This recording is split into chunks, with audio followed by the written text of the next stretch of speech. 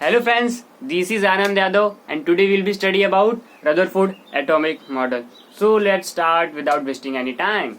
Okay.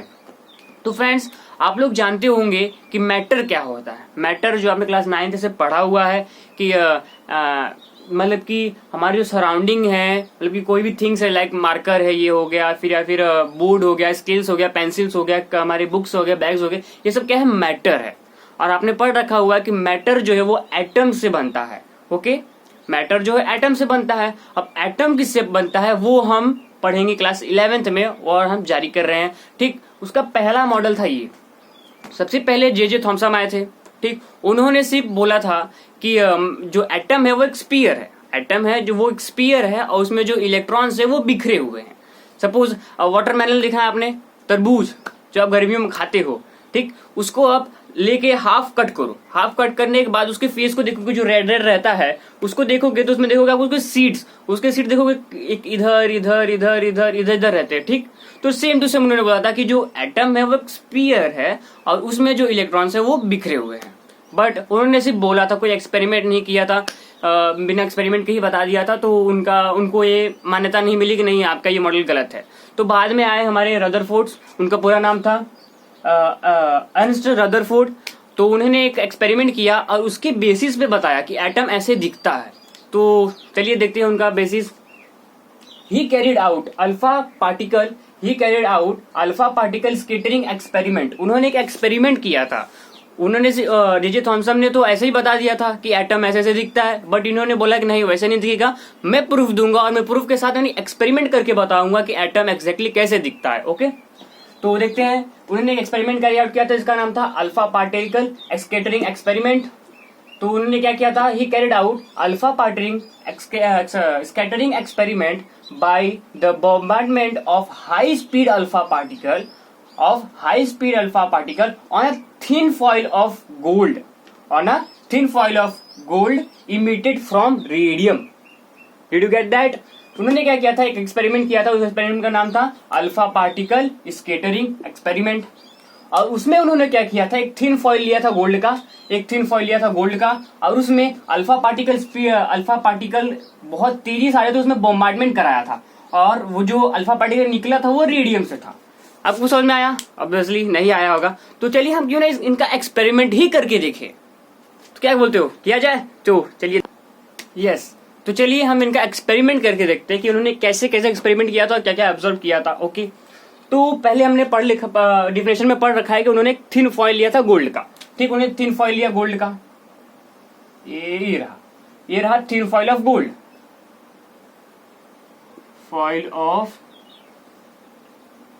Thin foil of gold.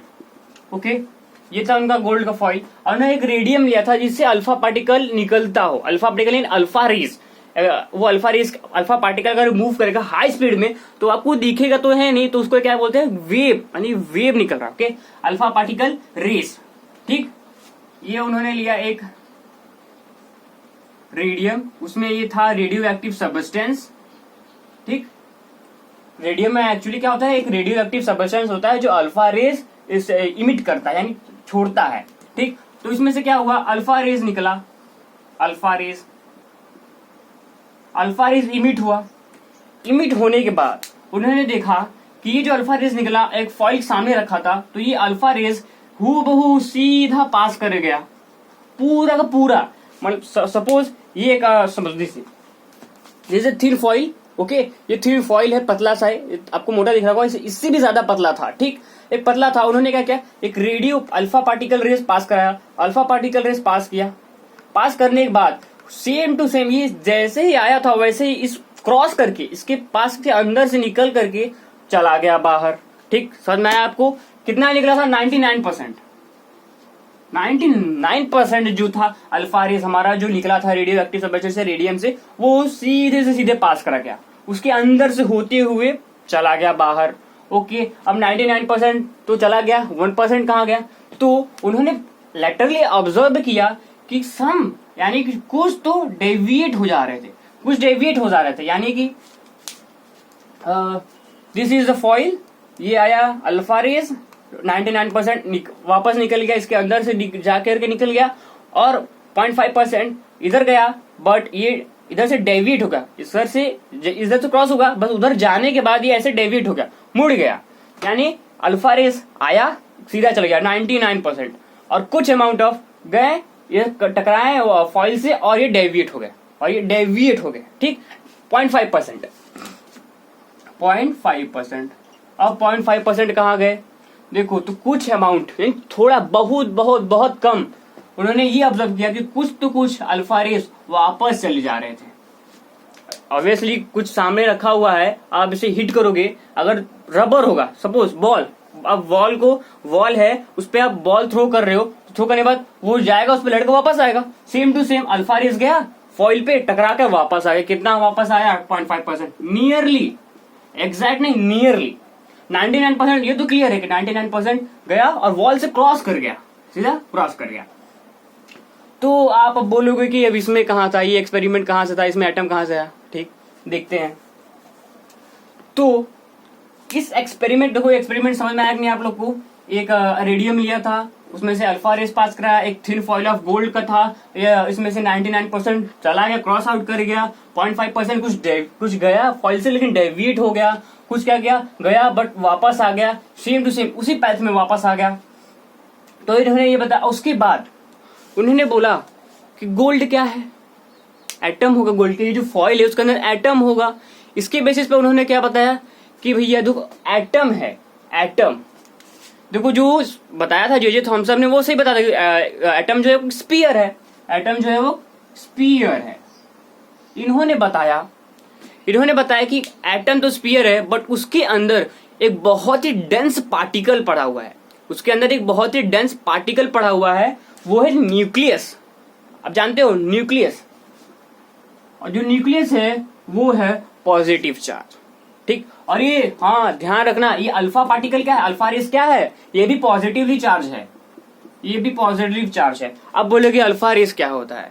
देखो जो ये अल्फा रेस है वो उसको एक अल्फा पार्टिकल मूव करेगा तो उसकी स्पीड को, जैसे बॉल मूव कर रहा है तो आपको देखोगे तो कुछ पीछे बॉल के दिखता है कि हाँ बॉल मूव कर रहा है, वैसे अल्फा पार्टिकल मूव किया तो उसको बोलेगा अल्फा रेस मूव कर रहा है, ठीक। तो वो अल्फा रेस होता क्या है, अल्फा पार्टिकल होता क्या है?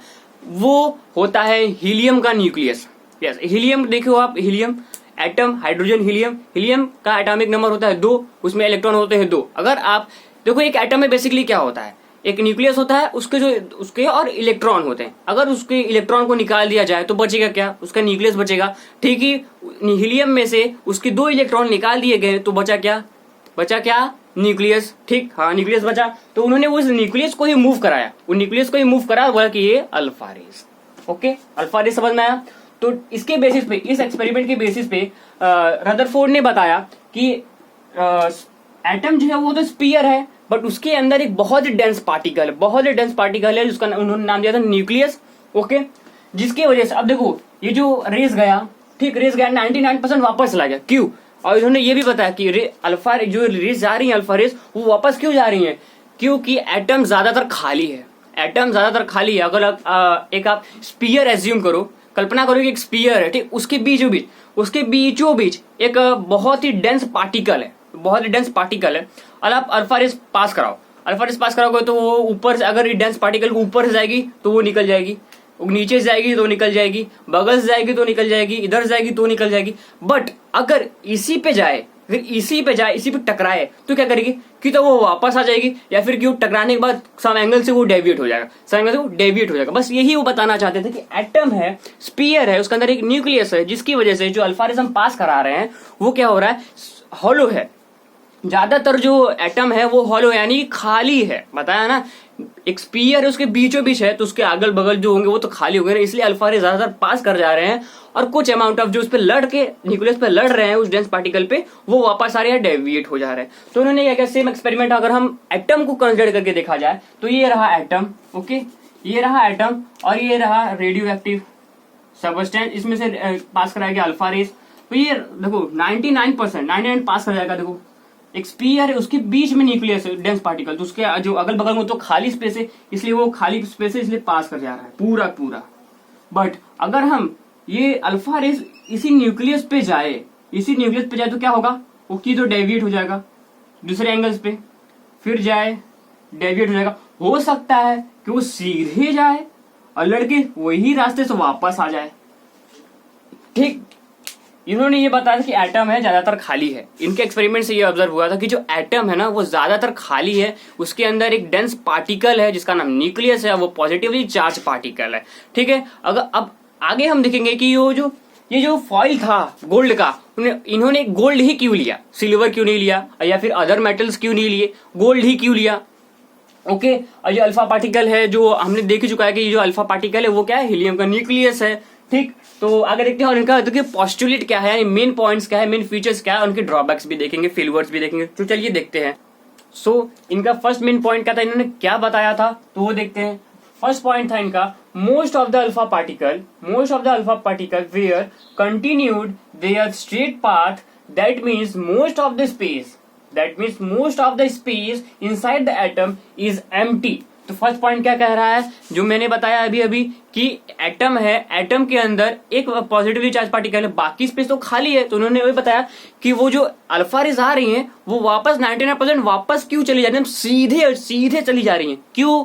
क्योंकि एटम का जो अंदर का भाग है उसमें तो एक छोटा सा बॉडी है, ठीक, और उसको बाकी जो खाली पार्ट है उसकी वजह से जो अल्फा पार्टिकल्स है वो सीधे मूव कर जा रहे हैं। क्या बताया था, alpha particles were continued their straight path, यानी वो जिस पाथ से आ रहे, जिस रास्ते से आ रहे हैं, सीधा वही रास्ता धके चले जा रहे हैं। क्यों? क्योंकि जो एटम के अंदर का ज्यादा स्पेस है वो खाली होता है। ठीक, सेकंड पॉइंट क्या था, the centre of an atom has a positively charge body called nucleus.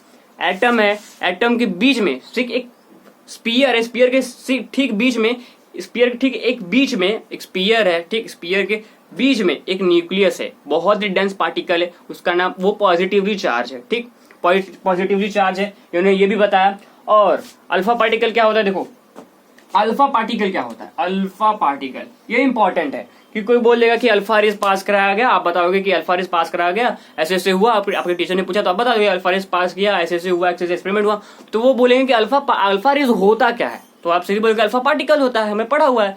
But बोलेंगे वो अल्फा पार्टिकल क्या होता है, तो आप क्या जवाब दोगे, तो देखते हैं आप जवाब क्या दोगे। देखो अल्फा पार्टिकल, अब बोलना अल्फा पार्टिकल, हीलियम आपको पता है, हीलियम का एटॉमिक नंबर होता है 2, एटॉमिक मास होता है 4, एटॉमिक नंबर होता है 2 और एटॉमिक मास होता है 4।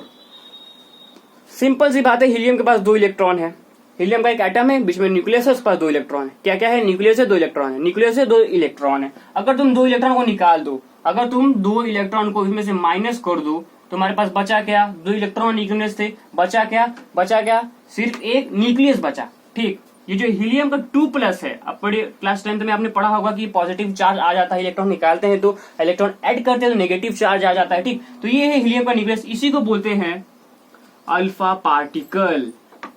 ठीक, इसी को बोलते हैं अल्फा पार्टिकल। दिस हीलियम के ऊपर 2+ चार्ज, ये होता है हीलियम का न्यूक्लियस। ठीक, तो ये तो देखे तो मेन पॉइंट्स को उन्होंने क्या क्या कैसे बताया था। बट आपको सिंपल से इनके आधार पे अगर आप एटम को देखा जाए तो एटम कैसा, एक स्पीयर है, उसके अंदर क्या है, एक न्यूक्लियस बताया गया है, दूसरे पॉइंट में एक न्यूक्लियस है, और ये जो बाकी पार्ट है, ये जो खाली स्पेस है, ये सब खाली है। ठीक, इन्होंने भी बताया कि एटम का ज्यादा स्पेस अंदर का खाली होता है और बीच में एक पॉजिटिवली चार्ज न्यूक्लियस होता है। ठीक, एक बॉडी है जो पॉजिटिवली चार्ज है, बस इन्होंने ऐसा ही बताया था। ठीक, बट क्या एटम ऐसा है, अब अभी पढ़े हो कि एटम पास इलेक्ट्रॉन भी होते हैं, इन्होंने इलेक्ट्रॉन बताया ही नहीं, इलेक्ट्रॉन के बारे में कुछ एक्सप्लेनेशन दी ही नहीं कि इलेक्ट्रॉन कैसे होता है, रिवॉल्व करेगा, इलेक्ट्रॉन बिखर गया होता है, ऐसे होता है, वैसे होता है। ठीक, और इन्होंने एक मैक्सवेल थ्योरी है वो भी एक्सप्लेन किया, मतलब कि कैसे होगा कैसे नहीं होगा, इन्होंने कुछ भी इलेक्ट्रॉन के बारे में कुछ बताया ही नहीं कि क्यों होता है। और हाँ, थिन फॉइल बोला था ना, गोल्ड, जो थिन फॉइल लिया था उन्होंने, वो गोल्ड का ही क्यों लिया था। आपने क्लास 10 में पढ़ा होगा, मेलिएबिलिटी प्रॉपर्टी है मेटल की।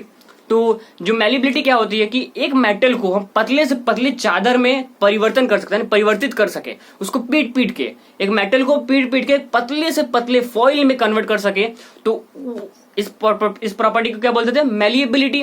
तो मेलिएबल, सबसे ज्यादा मेलिएबल मेटल कौन है, गोल्ड, पढ़ा होगा, silver and gold, aluminium and gold पढ़ा होगा। बट जो गोल्ड है उसके पास ज्यादा मेलिएबिलिटी प्रॉपर्टी होती है, जिस प्रकार से उसको हम बहुत पीट के पतला से पतला चादर बना सकते हैं। पता है वो जो फॉइल था कितना थिन था, 0.0 नोट कर लीजिएगा कितना, जो गोल्ड का फॉइल था इसको रब कर देते हैं, जो गोल्ड फॉइल था वो कितना थिन था पता है आपको, 0.00004 सेंटीमीटर।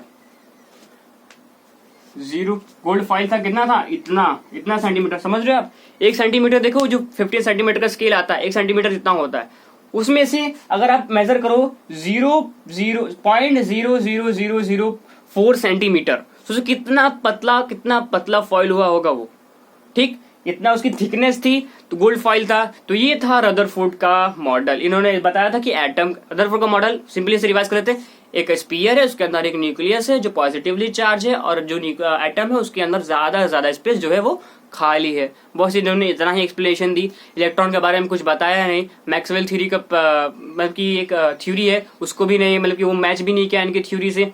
तो आगे क्या हुआ, इतने पर रहेगा नहीं, एक और साइंटिस्ट है जिस तरह जे थॉमसन ने सिर्फ बताया था कि एटम ऐसे होता है, स्फीयर होता है, उसके अंदर इलेक्ट्रॉन्स बिखरे होते हैं, उन्होंने न्यूक्लियस नहीं बताया, उन्होंने इलेक्ट्रॉन बता दिया। इन्होंने इलेक्ट्रॉन नहीं बताया, न्यूक्लियस बता दिया। तो देखो, उन्होंने इलेक्ट्रॉन के बारे में बता दिया, इन्होंने न्यूक्लियस के बारे में बता दिया, और दोनों ने क्या हुआ, एटम स्फीयर है। तो एक साइंटिस्ट आए, दोनों को मिला करके एटम को बता दिया।